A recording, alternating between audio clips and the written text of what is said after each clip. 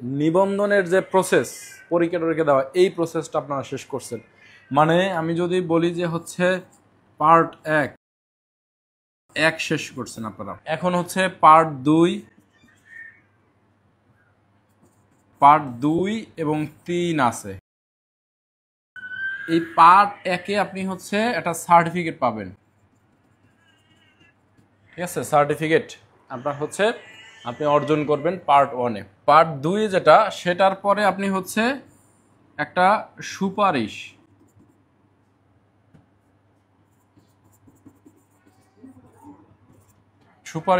পাবেন, ঠিক আছে, পার্ট 2-এ। আর পার্ট 3-এ যেটা পড়েন সেটা হচ্ছে এমপিও, ঠিক আছে? পার্ট 3-এ এটা হচ্ছে এমপিও। এখন বিষয় হচ্ছে যে এই পার্ট 1-এর সার্টিফিকেট আপনারা কিভাবে পাবেন। সার্টিফিকেট হচ্ছে আপনাদের যে বিগত বছরে যেটা হয়েছে যে নিজ জেলাতে সার্টিফিকেট পাঠিয়ে দেওয়া হয়েছে, জেলা শিক্ষা অফিস থেকে মূলত এটা সংগ্রহ করতে হতো হার্ড কপি। আর এই সার্টিফিকেটের সাথে আপনারা হচ্ছে যে জিনিসটা পাবেন সেটা হচ্ছে মার্ক। অর্থাৎ সার্টিফিকেট পাওয়ার পরেই আপনি বুঝতে পারবেন যে আপনি কত মার্ক পাইছেন। কারণ মার্ক হচ্ছে আপনার অনলাইনে কোথাও দেখা যায় না। অনলাইনে যেটা দেখা যায় যে সেটা হচ্ছে মেরিট সিরিয়াল। তো একসাথে 5 জনের ধরেন মার্ক সমান হইতে পারে।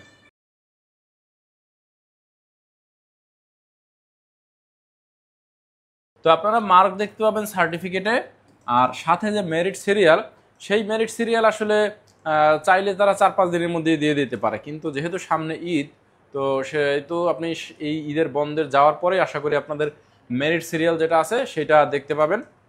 সেটার ওয়েবসাইটে আপনারা গেলেই হবে, যে এনজিআই যে ওয়েবসাইট আছে, এই ওয়েবসাইটে হচ্ছে আপনারা পাবেন।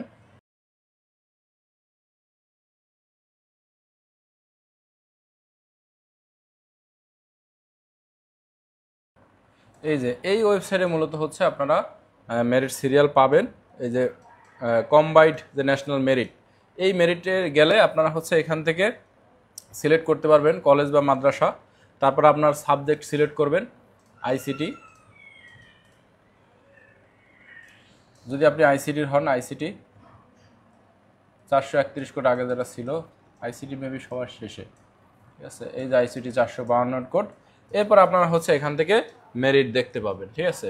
এখান থেকে মেরিট আপনি হচ্ছে দেখতে পাবেন। এই যে যেরকম বিগত বছরের আমাদেরই ব্যাচের টপার ছিলেন আপু, যে সাদিয়া হুমায়রা আপু। তো যাই হোক, এইভাবে হচ্ছে আপনারা মেরিট দেখতে পাবেন এবং কততম এক্সাম দিচ্ছেন, 17, 16 নাকি, সেইগুলা হচ্ছে মূলত এখান থেকে দেখা যায়। এবং আপনার হচ্ছে এখান দেখেন মেরিট 1, 2, 3, 4, 5, 6 এরকম দেখা যাচ্ছে কি যে এই মেরিট 3 জনের 2 আছে, মেরিট পর্যন্ত 3 জনই 2, ঠিক আছে? অর্থাৎ 3 জনের মার্ক হচ্ছে 1, কিন্তু 3 জনের সিরিয়াল হচ্ছে আলাদা হবে, ঠিক আছে? এই মেরিট এদের মার্ক হচ্ছে 1। এই যে মেরিট পজিশন হচ্ছে আপনার 1 থেকে 5, হ্যাঁ, মানে পঞ্চম হচ্ছে 4 জন আছে, ঠিক আছে? তো এইভাবে হচ্ছে মূলত আমাদের মেরিট সিরিয়ালটা থাকবে এখানে। সেই মেরিট সিরিয়াল আপনি দেখতে পাবেন এখান থেকে।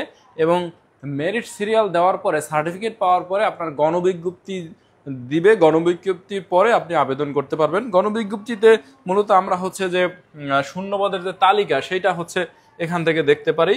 যেমন আমরা যদি একটু পিছনে যাই, এখানে দেখতে পারবেন যে আপনাদের এই যে রিক্রুটমেন্ট সাইকেল 6, এই রিক্রুটমেন্ট সাইকেল 6-এ গেলে আপনাদের এখান তো এখন নাই, মানে এখানে তখন আপনি হচ্ছে আপনার যে আবেদন করার যে পোর্টাল, সেটা এখানে একটা যুক্ত হবে, হ্যাঁ, গণবিজ্ঞপ্তি দেওয়ার পরে। আর গণবিজ্ঞপ্তির নোটিশ বোর্ড, এখানে যতই গণবিজ্ঞপ্তির যত নোটিশ আছে সব এখানে দেখবেন, ঠিক আছে? যেমন এই যে লাস্ট নোটিশ আছে এখানে, ঠিক আছে? লাস্ট নোটিশ আছে যে 6ষ্ঠ গণবিজ্ঞপ্তি রিকুইজিশন নির্দেশিকা। এরপর যখন গণবিজ্ঞপ্তি হবে তখন এটা 1 নাম্বার সিরিয়ালে হচ্ছে আপনার ওই লিস্টটা চলে আসবে, ঠিক আছে? এখানে 1 নম্বরে হচ্ছে ওইটা আসবে, মানে নোটিশটা আসবে। তো সেই নোটিশটা একটু ভালোভাবে আগে পড়তে হবে। পড়ার পরে হচ্ছে আপনার ওখানে যে আপনাকে নির্দেশনা দিবে, সেই নির্দেশনা কিন্তু গুরুত্বপূর্ণ। কারণ আপনি হচ্ছে কি করতে পারবেন না পারবেন, আপনার জন্য ডিএসসি না ডিএসএইসি, এগুলো কিন্তু আপনার গুরুত্বপূর্ণ বিষয়। তো সেগুলো নিয়ে বিস্তারিত আমরা আলোচনা করব। মূলত আমি জাস্ট একটু আপনাদেরকে আইডিয়া দেওয়ার চেষ্টা করতেছি আসলে আপনাদের এখন কাজ কি বা কি করবেন এই গণবিজ্ঞপ্তি। তবে এইখানে কিছু জিনিস আসলে বলে রাখা ভালো। সেই বিষয়গুলো হচ্ছে যে আপনার এখন যাদের সংশোধনের দরকার আছে, ভুল সংশোধন, ভুল সংশোধন কিন্তু সার্টিফিকেট পাওয়ার পরে করতে পারেন। আমার নিজেরই যেমন বাবার নামের মুহাম্মদ ছিল না, ভুলক্রমে এটা আমি আবেদন করার সময় দেইনি, সার্টিফিকেটে ছিল। তো সেটা পরে আমি সার্টিফিকেট সংশোধন করাইছি এবং সংশোধন করার পরে সেটা দিয়ে মূলত আমি গণবিজ্ঞপ্তিতে আবেদন করছি। তো এখন আপনি ভুল সংশোধন তখনই করাইতে পারবেন যখন আপনি সার্টিফিকেটটা হাতে পাবেন। সেখানে কিন্তু সার্টিফিকেটের যে ভুল আছে সেই ভুলটা আপনি হচ্ছে মূলত ওইখানে মানে মার্ক করে দিতে পারে যে এইটা ভুল হয়েছে আমার। হ্যাঁ, ওখানে আবেদন ফরম্যাট আছে, এটা আমাদের ইউটিউব চ্যানেলে একটা ভিডিও আছে, আইসিটি উইজার্ডের ইউটিউব চ্যানেল, সেই ইউটিউব চ্যানেলে গেলে পাবেন।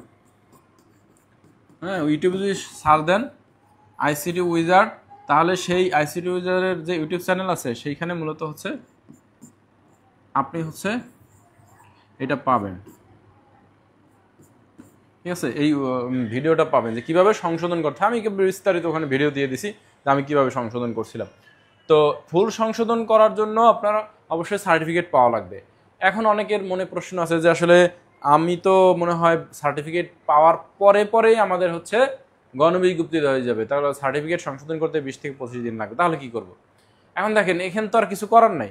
অনেকেই এই প্রশ্নটা আমাকে করছিলেন, এখানে তো আপনার কিছু করার নেই। আপনার এখন যেটা করতে হবে, আপনি আগে গণবিজ্ঞপ্তিতে আবেদন করবেন, সাথে সাথে আপনার হচ্ছে সার্টিফিকেট সংশোধনের আবেদন করবেন।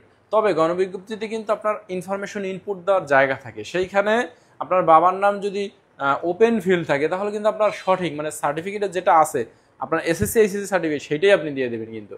কারণ পরবর্তীতে আপনার ওই সার্টিফিকেট অনুসারে হচ্ছে যদি সংশোধন করেন, অনলাইনে আপডেট করেন, তাহলে কিন্তু এই যে আবেদন করছেন এই আবেদনে কিন্তু আপনার আগের বাবার নামটা থেকে যাবে, মানে ভুলটা থেকে যাবে। এজন্য সংশোধন যেটা হয় সেইটাই ওইখানে দিবেন। ঠিক আছে, আর পাশাপাশি সার্টিফিকেট আপনি সংশোধনের জন্য আবেদন করে ফেলবেন। ঠিক আছে, এই হলো যাদের ভুল আছে মানে ইয়াতে সার্টিফিকেটে ভুল হইতে পারে, আবেদনে ভুল হয়েছে, তাদের কাজ হচ্ছে এইটা। আর একটা পর্যায়ে আমি কি লিখছি, ঠিক আছে, আর একটা পর্যায়ে আমি লিখছিলাম যে পার্ট যেটা হচ্ছে 3, এই যে গণবিজ্ঞপ্তিতে আবেদন করার পরে আপনি হচ্ছে এই পার্ট 2 সুপারিশ পাবেন। গণবিজ্ঞপ্তিতে আবেদন করছেন, আপনি আপনার চয়েসকৃত প্রতিষ্ঠানে সুপারিশ পাবেন। 40টা প্রতিষ্ঠান আপনি আবেদনে দিতে পারবেন, 40টা প্রতিষ্ঠান, মানে একটা অপশন আছে ওইটা টিক মার্ক দিয়ে রাখলে আপনার যদি এই 40টা প্রতিষ্ঠান না হয় তাহলে অন্য কোনো প্রতিষ্ঠানে আপনাকে হচ্ছে সুপারিশ করা হবে। নর্মালি আবেদন ফি নেয় 1000 টাকা। ঠিক আছে, 1000 টাকা নেওয়া হয়, যদিও এগুলো পরবর্তীতে আপনারা পাবেন বিস্তারিত, তারপর আমি একটু আলোচনা করে রাখতেছি। তা আপনার সুপারিশপত্র হচ্ছে প্রাথমিক সুপারিশপত্র যেটা, সেটা ডাউনলোড করতে পারবেন। এরপরে আপনার হচ্ছে পূর্ণাঙ্গ বড় সুপারিশপত্র দিবে, যেটা নিয়ে আপনি জয়েন করবেন। জয়েন করার পরের প্রসেস যেটা আছে রেজুলেশন, ওগুলো কলেজে আপনি জয়েন করার পরে বোঝাবেন। যদি এবার অটো এমপিও দেয় তাহলে আপনাদের জন্য আসলে বেশ সুবিধা হবে। তো এরপরে যে এমপিওর আসলে একটা বড় প্রসেস আছে, অনেক কাগজপত্র লাগে, তবে ভয় পাওয়ার কিছু নাই। এমপিও নিয়ে বিস্তারিত ভিডিও আমার আছে, সেগুলো দেখবেন। এমপিওর যে কাগজপত্র লাগে সেগুলো লিস্ট সহ আমার কাছে আছে, সফট কপি। এই হচ্ছে মূলত আপনাদের যারা পাশ করছেন রিটেন, তারা আপাতত আসলে শুকরিয়া আদায় করেন আল্লাহর কাছে যে আপনারা পাশ করছেন, কারণ আপনাদের মতো অনেকেই আছে সব কিছু ভালো দেওয়ার পর ফেল করছে। ঠিক আছে, এখন আসি যারা ফেল করছেন তাদের আসলে কি করণীয়। দেখেন, তাদের জন্য আসলে আমার ভাবলেই খারাপ লাগে, কারণ কিছু কিছু মানুষ আছে যাদের সাথে এতটা এঙ্গেজ ছিলাম, এত বেশি ফোনে কথা বলতো, হ্যাঁ মানে ফোন দিত, বা আমি চিনি পার্সোনালি এরকম কথা বলে, সেই সব মানুষগুলো ফেল করছে, এটা ভাবতেই কষ্ট লাগে। হ্যাঁ, তারা রিটেন অনেক ভালো পরীক্ষা দিছে, যেহেতু অনেকে বলতেছে রিটেন এবং ভাইবা দুইটা মিলিয়ে রেজাল্ট হয়েছে। তো রিটেন ভাইবা যদি হয়ও, রিটেন আপনার হচ্ছে রিটেনে যদি কেউ বলে যে আমি 80 মার্ক পাবো, হ্যাঁ 80 মার্ক পাবো, তাহলে সে তো ফেল করার কথা না। মানে যেহেতু 40-এ পাশ করাইছে, 40-এ যেহেতু পাশ করেছে, সেখানে তো তার ফেল করার কথা না। বুঝতে পারছেন, কোনোবার এরকম আসলে করায় না কোনো, মানে 16, 17, 18, 15, 16, 17 এই 3টা তো দেখছি, এই 18তম দেখলাম, এই 4টার আসলে 3টার সাথে এইটা কখনো কোনো দিক থেকেই মিলে না। ঠিক আছে, তাও বিশেষ করে মাদ্রাসায় বেশি ফেল করছে দুর্ভাগ্যক্রমে। তো এই হচ্ছে বিষয়। তো যাই হোক, তাদের আসলে যদিও এনটিআরসি বলে দিছে কিছু করার নাই, মানে এখানে আপনি আপনার রেজাল্ট চাইলে চেঞ্জ করতে পারবেন না কোনোভাবেই, কোনো ওজোর হবে না, মানে তার আপত্তির গ্রহণযোগ্য হবে না। তারপরেও আমার মনে হয় যে যারা ফেল করছেন তারা একটা স্মারকলিপি দিতে পারেন, যে আসলে র্যান্ডমলি যদি কিছু মানুষের রেজাল্ট চেক করে দেখা যায় কিসের ভিত্তিতে তারা ফেল করলো, রিটেনের মার্ক ভালো, ভাইভাতে অনেক ভালো করছে, তারপরে ফেল করলো কিভাবে। ঠিক আছে, এটা আপনারা একটু দেখতে পারেন। এটা জাস্ট আমার পরামর্শ থাকলো, বাকিটা আপনারা আসলে চিন্তা ভাবনা করে দেখেন। যদিও এনটিআরসি বলে দিয়েছে যে আসলে আপনার এনটিএসের সকল সিদ্ধান্ত নিতে পারে, তাদের সিদ্ধান্তে চূড়ান্ত, ভাইভাতে পুনর্মূল্যায়ন করার সুযোগ নেই এটা বলছে যদিও, তারপরে এটা আমার মনে হয় আপনারা একটু দেখতে পারেন। সে রেজাল্ট আসে না, তাদের কাছে আমার অনুরোধ থাকবে যে আপনি 19তম পরীক্ষা অবশ্যই দিবেন, হতাশ হওয়ার কিছু নাই। আসলে আপনি আমি যেটা চিন্তা করি রিজিক নিয়ে, সেই রিজিক কিন্তু আসলে এখানে হয় না, এখানে লেখা হয় না, রিজিক লেখা হয় আসমানে। এটা যদি আপনি বিশ্বাস করেন, ধর্ম বিশ্বাস করেন, তাহলে আপনার এটা মেনে নিতে হবে, ঠিক আছে? যে রিজিক হচ্ছে ওই পারে লেখা হয় উপরে, তো সেই হয়তো বা রিজিকে ছিল না, এটাও হইতে পারে, ঠিক আছে? নাহলে তো কেন আপনি সব ভালো ভালো দিয়েও কেন ফেল করবেন, তাই না?